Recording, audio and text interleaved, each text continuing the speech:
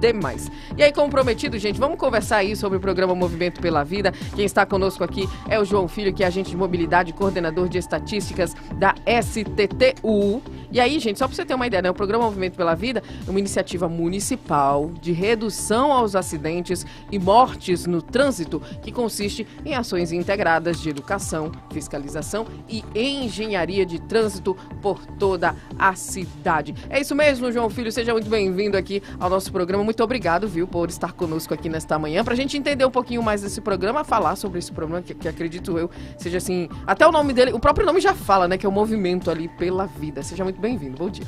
Bom dia a todos que estão ouvindo, cumprimento a todos aqui na rádio. O Movimento pela Vida é um projeto que tem o objetivo de, vamos usar essa palavra, atacar, né? Essa situação, porque assim, acidente de trânsito é uma situação de saúde pública, é de interesse público. Então assim, às vezes a gente compara, inclusive, sempre foi feita essa comparação em relação ao que acontecia na pandemia, em relação a sequelados, em relação a vitimados e a pandemia, né, que acontece no trânsito realmente é muito alta em relação a feridos, a pessoas que vêm a óbito. Então, com o apoio tanto do Ministério Público como Natal faz parte de um projeto internacional chamado Projeto Vida no Trânsito. Então, com base nos dados advindos desse projeto, o que é esse projeto, né? Houve uma reunião na Europa, né, lá Rússia, naquela região do leste europeu, e a saúde, o sistema de saúde verificou que estavam se acidentando e está tendo muitas pessoas que viam a óbito. Sim. Então a gente pensa assim, quando era em relação à pandemia do Covid, eles tinham como fazer uma profilaxia, combater o procedimento em relação à patologia. Mas como é que a saúde iria agir em relação a trânsito? Sim. Então, Natal estava entre esses países que tinham o maior número de acidentados, e eles criaram um projeto Vida no Trânsito. E como que funciona esse projeto? Eles pegam os órgãos que estão direto ou indiretamente ligados aos registros de acidentalidade. Por exemplo, aqui em Natal a gente tem PRF, STTU, CPRE, Detran, Secretaria Municipal Estadual de Saúde. Nós temos inclusive o TJ, que tem uma unidade móvel de trânsito.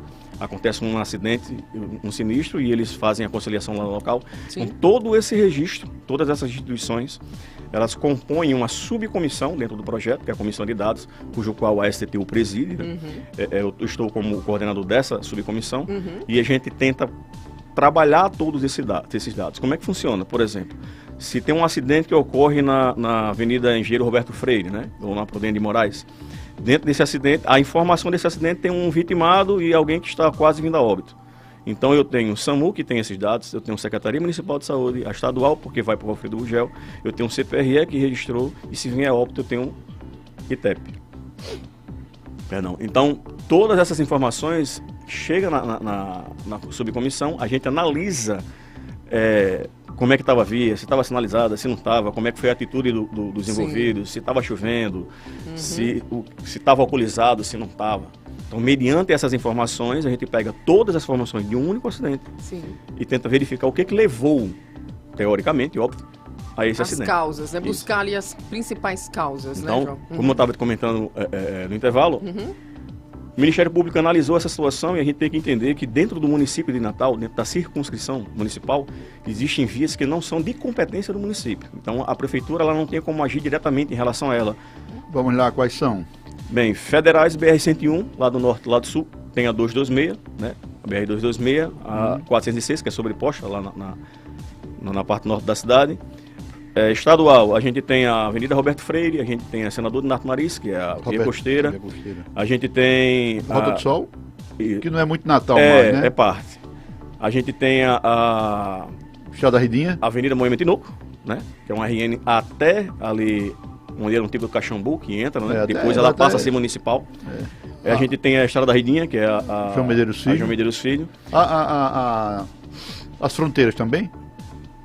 Não, as fronteiras ela é Natal, só que ali está um processo de um projeto, né, que me falha a memória agora o nome do projeto, que é um projeto interinstitucional e está à disposição do DER.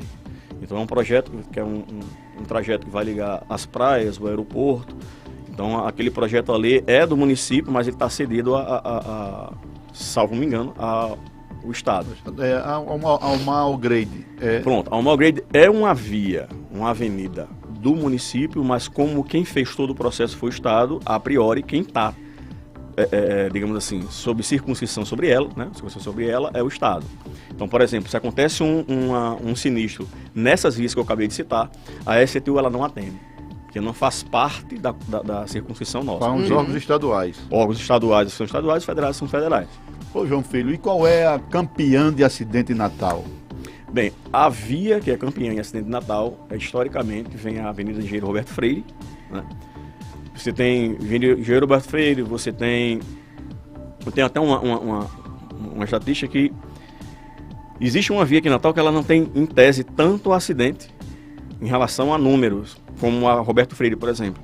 Mas, historicamente, ela é que tem mais óbito, que é a Estrada da Ridinha, a Dr. João Medeiros Filho. Então, assim, historicamente, as que têm características de rodovia são as que vão acontecer mais acidentes, até mesmo porque a velocidade é maior. E são vias que praticamente cortam a cidade.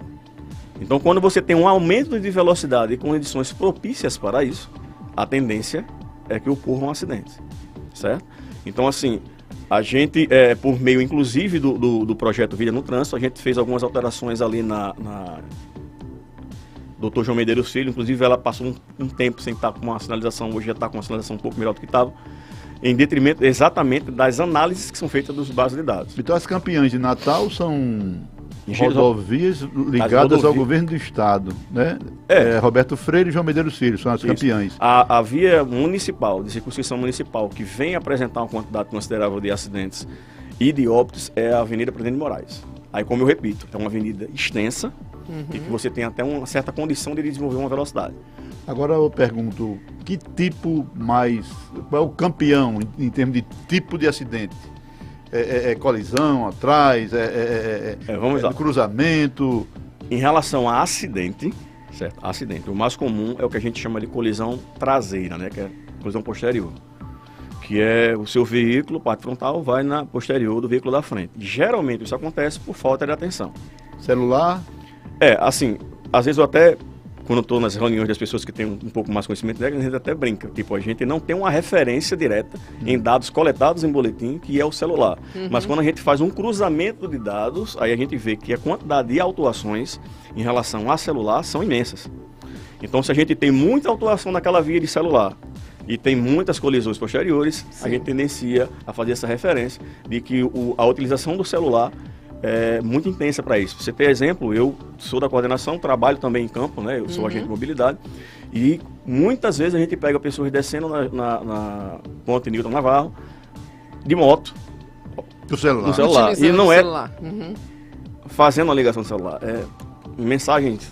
Nossa! A gente inclusive deduz porque ele está com as duas mãos. Então, quando a gente faz uma fiscalização intensificada, às vezes o condutor, óbvio, não vai querer ser autuado. Então, assim, eu sempre digo, gente, eu sei que vou usar essa palavra, os famigerados, os famosos, amarelinhos como eu, a gente às vezes não é tão bem visto pela sociedade porque a gente pensa no sistema como um todo. A gente não pensa, por um exemplo. Estou tangenciando um pouco aqui em relação ao assunto do acidente, mas eu gosto muito de citar essa situação. Digamos que Edivan sai da casa dele para vir para aqui para a rádio. Qual é o pensamento de Edivan? Edivan tem casa, trabalho. E ele tem um trajeto da casa dele para o trabalho dele. Então, qualquer coisa que altere esse trajeto, Edivan tem hora para chegar no trabalho. Então, ele vai se chatear.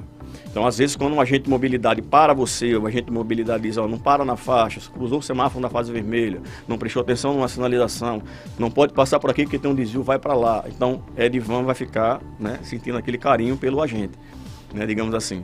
Só que o agente está pensando no sistema como um todo. Às vezes, quando ele dá uma ordem, digamos assim, né, como agente da autoridade de trânsito, para aqui, não faça isso, não faça aquilo, é porque ele não está pensando só no Edivan, no individual, tá pensando num sistema como um todo.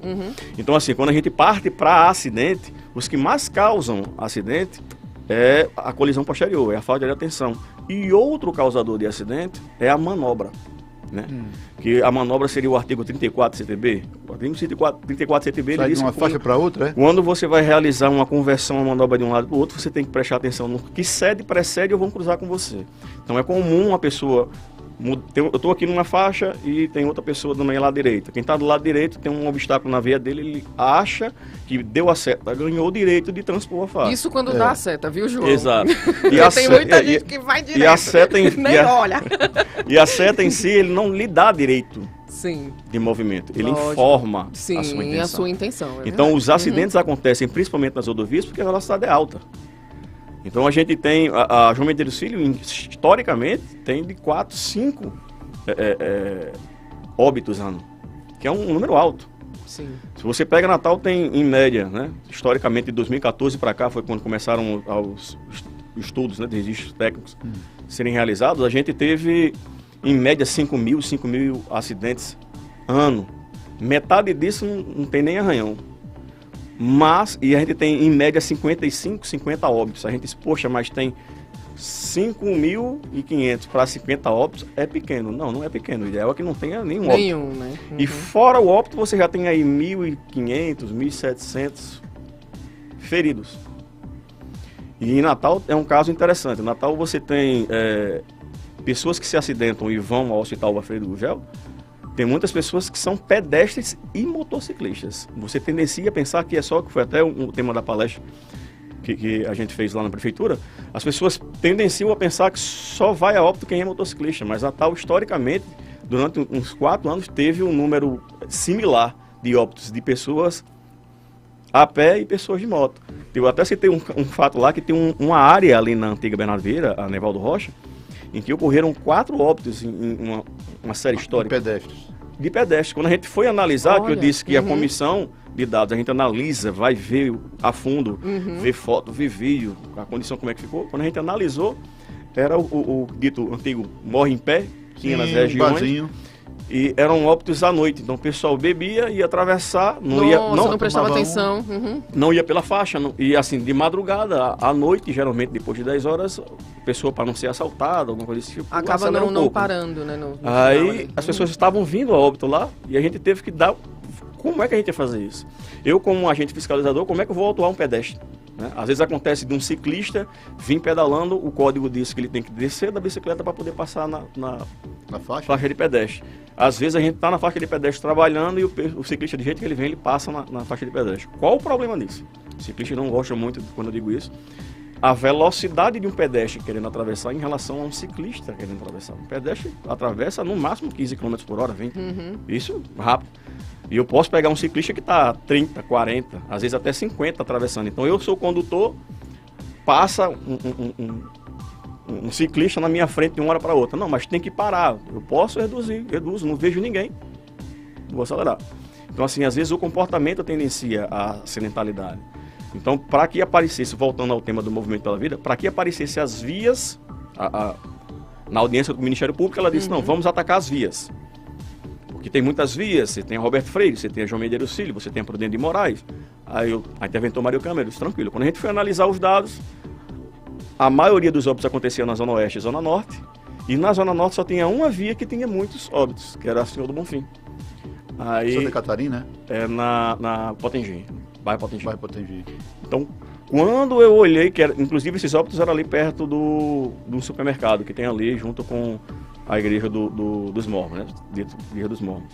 Então, quando eu olhei e falei com a promotora, eu disse, doutora, atacar as vias não seria efetivo, porque eu tenho uma zona inteira que tem muitos óbitos e só tem uma via. Então, eu vou trabalhar a cidade toda e na Zona Norte só uma via. Então, a gente começou a analisar uma circunscrição. Então, perto dessa via aconteceram vários óbitos. Então, é um sistema. Na Zona Norte ficou 3 sistemas. Você pega ali, basicamente, da Itapetinga para a BR-101, é um comportamento de trânsito, que a gente dividiu por comportamento de trânsito. E você tem da Itapetinga para Moema-Tinô, que é outro comportamento de trânsito. E tem um, que a gente chama de quadrante. Um quadrante que era minúsculo, assim. Ele tem, acho que, uma região de 200 metros quadrados. Ou um pouco mais que isso. Que é o viaduto de Nova Natal. Ocorreram de 4 a 5 óbitos lá. Mas por que ocorreram lá? É a situação de infraestrutura? Então a gente não pode trabalhar da mesma maneira que os outros quadrantes. Sim. Então, eu sempre digo isso, o tratamento dos dados é fazer com que as instituições públicas trabalhem de maneira inteligente. Existem situações dentro da cidade, por exemplo, uma situação em Lagoa Nova, que é o bairro que mais tem acidente, mas é um bairro que não tem muito óbito. Por quê? Porque é o trajeto. Vai ter muito acidente posterior. Velocidade menor, é esse comportamento, mas né? quando você vai para dentro de bairros, aí você vê mais pessoas de moto sem capacete. Quer dizer que o número maior de óbitos em colisões de automóveis e tal é na Zona Norte. Zona Norte e Zona Oeste. Ali naquela área do Nosso Senhor do Bonfim. Na Zona Norte, historicamente, assim, em Natal, historicamente, as vias que mais ocorriam óbitos eram as BRs. Só que o DENIT veio trabalhando isso e caiu bastante, caiu muito. Mas a nossa via que mais acontece óbito ainda é a João Medeiros Filho. A gente teve algumas alterações em relação a óbito o ano passado, ou esse ano, do ano passado, que é na ponte Nilo Navarro. Ocorreram, acho que, se eu não me engano, a informação até nova isso, uns 6 óbitos na ponte Nilo Navarro. 6 a 7 óbitos, 5, 6, 7, 8. 5, 6 ou 7, uma coisa assim. Está trabalhando aí. De 5 a 7. Quando a gente diz trabalhando, por quê? Porque às vezes acontece de alguém se acidentar em Japecanga, né? Ou numa região próxima, é deslocado para o Valfredo Gugel. Ninguém sabe como foi esse acidente, ninguém sabe, ele falece no Valfredo Gugel. Sim. E a gente não sabe onde foi. Eu sei porque eu estou citando um exemplo. Faleceu, o óbito é computado aonde? Onde é o Valfredo? Natal. Sim. Aí quando eu pego o dado lá dos óbitos... Só que o início foi... Exato. Então assim, eu não tenho como assimilar esse óbito, por quê? Porque ele não foi na cidade. Então como é que Natal vai trabalhar isso se não é em Natal? Exemplo, você vai ali na Felizardo Moura, Reforma e tal, quando você passa da ponte, sentido norte, lado direito seu é Natal, lado esquerdo é São Gonçalo. Aconteceram análises de acidente na BR, lá próximo onde fica as mangueiras, ali próximo do chama do gancho, né, do Aleixão, que tinha uns correios lá, uma agência dos correios, e o óbito aconteceu do lado de São Gonçalo, e estava computado como Natal. Então, na análise, teve até uma discussão, né, dos técnicos. Não, mas porque eu não posso colocar esse óbito para Natal, porque são políticas públicas que a gente vai fazer, e eu não posso chegar para um gestor da cidade e dizer, assume esse óbito, que ele não aconteceu em Natal. O que ele vai fazer? Disse, não, eu posso fazer uma ação conjunta com a PRF, com São Gonçalo, mas eu não posso assumir isso, porque, infelizmente, a gente tem competências, tem um lado legal disso. João Filho, a gente falou aqui dos acidentes mais ligados a automóveis. Motociclista, como é que estão esses acidentes? Porque isso aí é o que gera também uma despesa muito grande na área da saúde, né? E também até para a economia privada, porque o camarada que trabalha como entregador de pizza, não sei, o sistema, né, um regime, mais outro que tem a sua carteirinha assinada, vai, se acidenta, passa 60, 90 dias sem trabalhar, congestiona também o Valfredo Gugel. Qual é a área de Natal em está se registrando o maior índice de acidentes com morte e também sem óbito ligados a motociclistas? A gente vê, tem uns camaradas que também são negligentes, passam... sai empinando, né, passa empinando por você. Corta todo mundo, o pessoal que entrega a pizza para cumprir aquele horário também é pau, né? Aquela serpentina sai no trânsito. Isso. Como é que estão os números ligados a acidentes com motociclistas? Vamos lá. O que acontece com o motociclista? Os grandes corredores de Natal são onde ocorrem os maiores números de acidentes com motociclistas. Aí você me pergunta, João, só lá? Não. Como eu falei, você tem um cidadão que mora na parte bem periférica da cidade. Você bota ali Zona Norte, você bota Lagoa Azul, Zona Oeste, Felipe Camarão. Então, assim, às vezes, nesses locais, você vê muita gente andando sem capacete. Né? E alguma via, ela é dupla, um canteiro no meio, você tem que... Né? Aí o pessoal, para não ir para um retorno, pega a contramão. Sim. Às vezes você visualiza uma criança, né? Pai, mãe e menino em cima de uma moto. Então, assim, por ter uma mobilidade maior, uma facilidade de deslocamento, o número de acidentes em relação a motocicleta são maiores do que carro. Né? Até mesmo porque um prejuízo numa batida de carro, eu sempre falo isso, às vezes o pessoal diz, João, você é muito técnico. Mas, gente, vocês têm que entender que quem está dirigindo com o carro, às vezes tem mais cuidado do que tem motocicleta. Porque o prejuízo com o seu carro é muito maior do que o da motocicleta, na cabeça de quem tem o seu veículo. Então, assim, eu estava trabalhando naquela ação lá da Felizardo Moura, então teve um buraco lá, a gente teve que fazer um sig-pare. Então, a gente parava uma via e tal. Então, quando o motociclista via que estava parado, ele invadia a contramão e... Passava pela contramão. Popularmente catucava, né? Sim.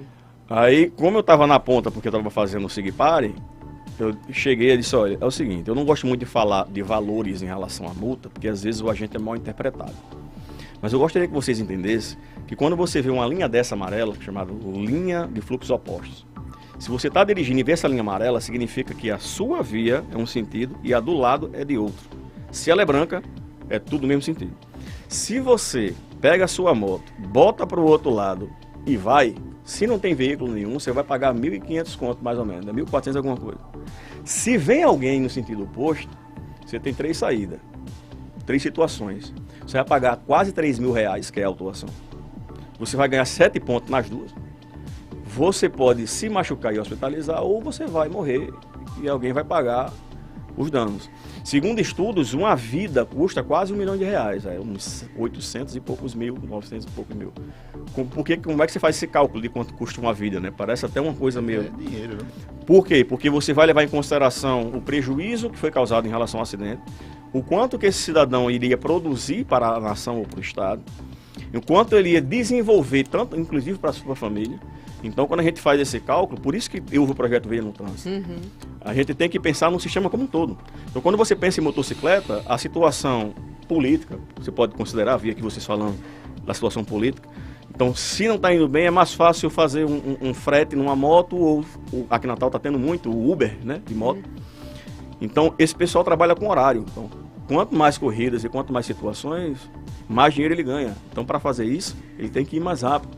Então, acaba se arriscando muito mais. Se arrisca, né? muito mais. Então, as instituições públicas hoje, às vezes, têm uma certa dificuldade, porque não se tem, como você falou, não se tem cadastro legal para isso, né? Então, quando a gente visualiza a quantidade de pessoas, se vocês forem pegar os dados, que tem até um rapaz lá responsável do Valfeiro Gugel, dá uma pauta para vocês, que ele tem dados interessantíssimos. De janeiro, a quantidade de acidentes de motos, se eu não me engano, se ele chegar para ele essa informação, só em janeiro cobriu quase o ano inteiro passado. Nossa. De vitimados com moto. Então, assim, Natal tem isso, e outra preocupação é, como eu falei, do pedestre. Quando a gente faz a série histórica, né, no gráfico de linha de tempo, a gente vê que em 2017, quando teve aquela onda de violência, né, no Brasil todo, aqui em Natal também, sempre cito esse fato, teve dois rapazes numa moto sendo perseguidos pela polícia na via costeira. Ele perdeu o controle dessa moto, o condutor foi no poste e o passageiro voou para outra pista e bateu no para-brisa de quem vinha no sentido Ponta Negra. Eles estavam no sentido Forte do Resmato. Quando a gente foi fazer o levantamento, se teve influência, se teve mau comportamento, a condução, norma de trânsito, e vai fazer a análise do toxicológico de alcoolemia, os dois estavam com o uso de drogas, cocaína, e os dois estavam com o uso de álcool. Então, assim, às vezes a política pública não é só a fiscalização de trânsito, a violência também interfere nisso. Porque muitas vezes a gente tá num ponto gerenciando o trânsito, passa o pessoal, né, determinados tipos de características, passa, a polícia vai atrás e quando eles estão fugindo, eles não querem saber, óbvio que eles querem ser presos, passa o sinal vermelho, não quer saber de placa. Pois é, João. Infelizmente, a gente começou nosso programa hoje falando sobre isso, né? Sobre as questões do trânsito, lei seca que está aí, né? Atuante, que é de suma importância, justamente por isso, né? Que quando você traz esses dados pra gente aqui de acidentes, né? Seja ele com moto, seja ele com carro, seja o acidente ali do pedestre, né? Enfim, a gente justamente chega nesses pontos, né? Infelizmente, uma falta de conscientização que não sei por que não chega. Você diz assim, olha, não vamos falar de número não gosto de falar das multas, mas tem que falar das multas, que é para pesar no bolso, que é para o pessoal saber, né, que é importante ali, que isso vai pesar no seu bolso, vai interferir na sua vida, né, João? E só uma informação em relação ao projeto, né, no Movimento pela Vida. Quando a gente tem esses dados trabalhados, quem é da educação, porque esses dados são tripé do trânsito: fiscalização, educação e engenharia. Sim. Então, por exemplo, quando a gente vê que o comportamento em um quadrante é de uma forma, a educação vai trabalhar de uma forma. Daquele jeito, do que necessita ali, né? Exemplo, daquele a gente espaço. tem em uma via que o movimento nessa, por exemplo, historicamente em Natal os óbitos acontecem no final de semana e à noite. Acidentes acontecem segunda, quarta, sexta.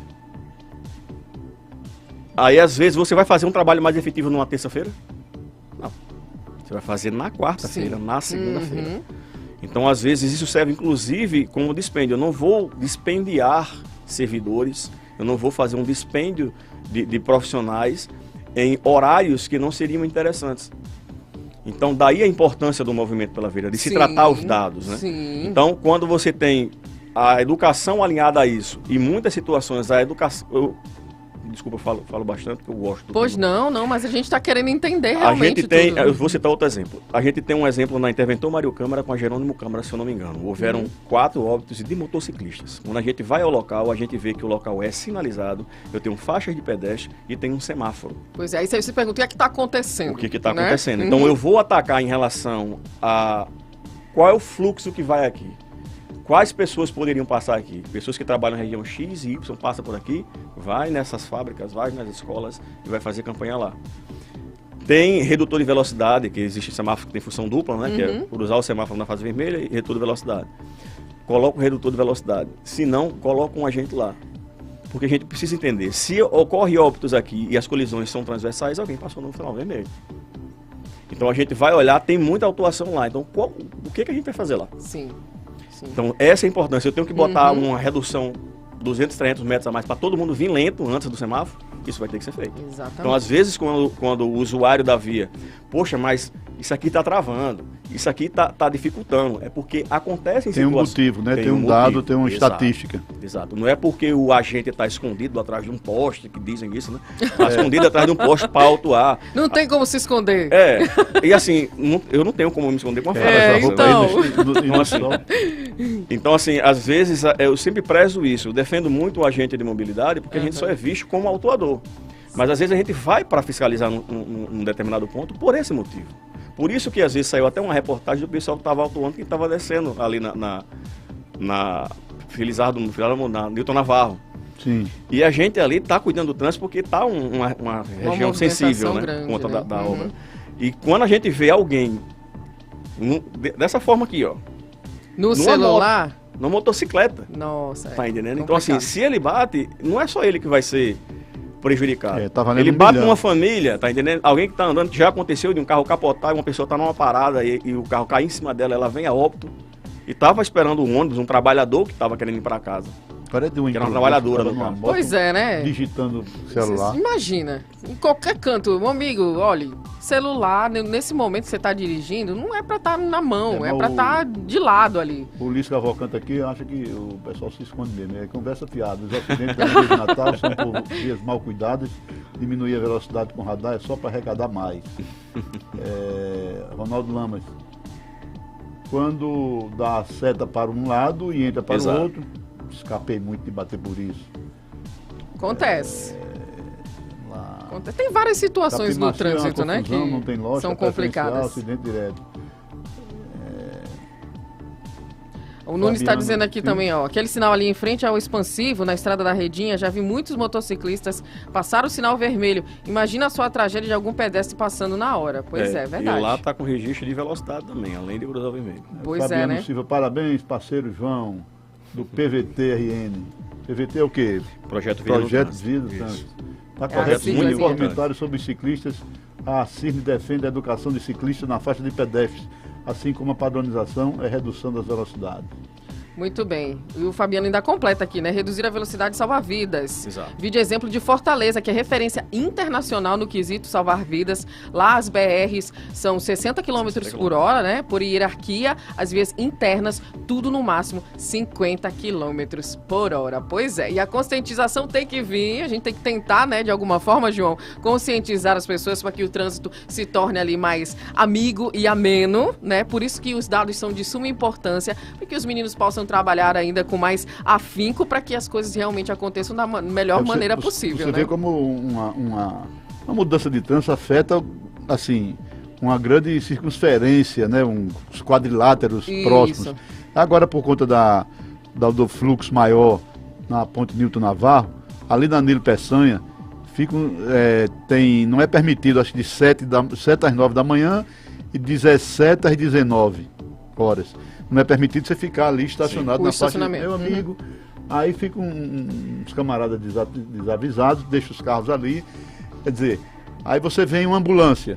Aí não passa porque, pessoal, a faixa direita está obstruída indevidamente por um camarada que está no horário. Porque se for 17 às 19, por quê?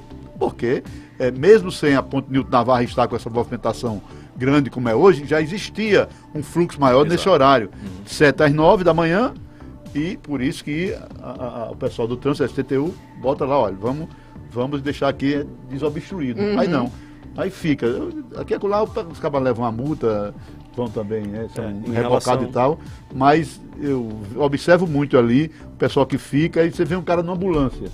Não ali tem uma como maternidade, passar, né? tem um Onofre Lopes, tem um hospital aqui de lado, né? E aí, pessoal, né? Amigo, respeite, porque você está atrapalhando quem vem, né? Exato. E levando em consideração o comentário do rapaz da Cine, Natal, a quantidade de ciclistas, inclusive eu sou ciclista, né? Não parece, tão um pouco gordinho, Sim. mas sou ciclista também. A quantidade de ciclistas em Natal aumentou muito. E assim... Aumentou muito. Muito. Então, Natal vem trabalhando essa situação dos ciclistas. Tá dando condições a que os ciclistas tenham um deslocamento de maneira favorável. Mas só quando você pega Nilton Navarro, eu tenho uma quantidade de agentes enorme ali trabalhando. A STU tem a obra e está desenvolvendo um trabalho para que cause menos transtorno. E muitos motociclistas não respeitam e vão para aquela faixa que tem para ciclistas ali. Né? Então, assim... Não, por que não coloca a gente lá? Aí eu disse, gente, a gente tem vários agentes na região. Eu não tenho um efetivo tão grande para colocar a gente ali. Então, a importância é muito grande, que a CIRN, inclusive, desenvolva também, como ela vem desenvolvendo, faz um trabalho brilhante, em relação à conscientização dos motociclistas, em relação à conscientização dos condutores de veículos pesados. Porque eu tive uma quantidade de óbitos considerável de ciclistas no ano passado. Só que quando eu vou analisar os óbitos, foram ciclistas que perderam o controle do seu veículo e caíram para a pista de rolamento. Né? Aquela pista tinha ciclofaixa? Não. Naquela área não. Mas tiveram óbitos envolvendo ciclistas que o cidadão está aqui na bicicleta, tem um amigo dele na bicicleta da frente, o pneu dele bate no pneu da frente. Sim. Ele cai e tomba. Né? Então, assim, eu concordo com o rapaz da CIRN, só que responsabilidade a gente tem pedestre, a gente tem condutor de veículos e a gente tem veículos pesados e leves. Motociclistas, ciclistas. E ciclistas também. Então a gente não tem como fiscalizar, eu como autoridade, agente da autoridade de trânsito, não tenho como fiscalizar um ciclista. Como é que eu vou autuar o ciclista? Tem placa? Eu não tenho como autuar um pedestre. Então a minha tentativa é fazer com que eles se conscientizem. O que eu posso fazer não é, dentro do tripé, fiscalização, engenharia e educação. Engenharia a gente está fazendo, que está fazendo as ciclofaixas. E educação a gente consegue fazer, que é o que eu estava falando em relação ao comportamento do ciclista. Mas fiscalização não tem o que fazer.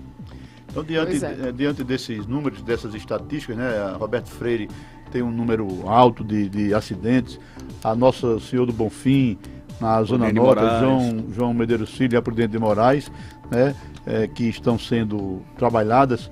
É importante os nossos ouvintes, seguidores, telespectadores ficarem ligados e mais atentos. Pois né? Consciência, já gente, que consciência. essas artérias, essas avenidas são as que registram maiores acidentes, a gente dobrar mais a atenção, o cuidado para que se diminua esses acidentes e você não se envolver em nenhum tipo, né, de acidente, até perder até a vida ou ficar... Em enfim, função disso, e esses dados e esse trabalho dentro dessa estatística, isso tem provocado, João Filho, uma diminuição? Sim. Assim, como eu vinha comentando, não sei se eu comentei ao vivo, né? Estava comentando com ela no intervalo.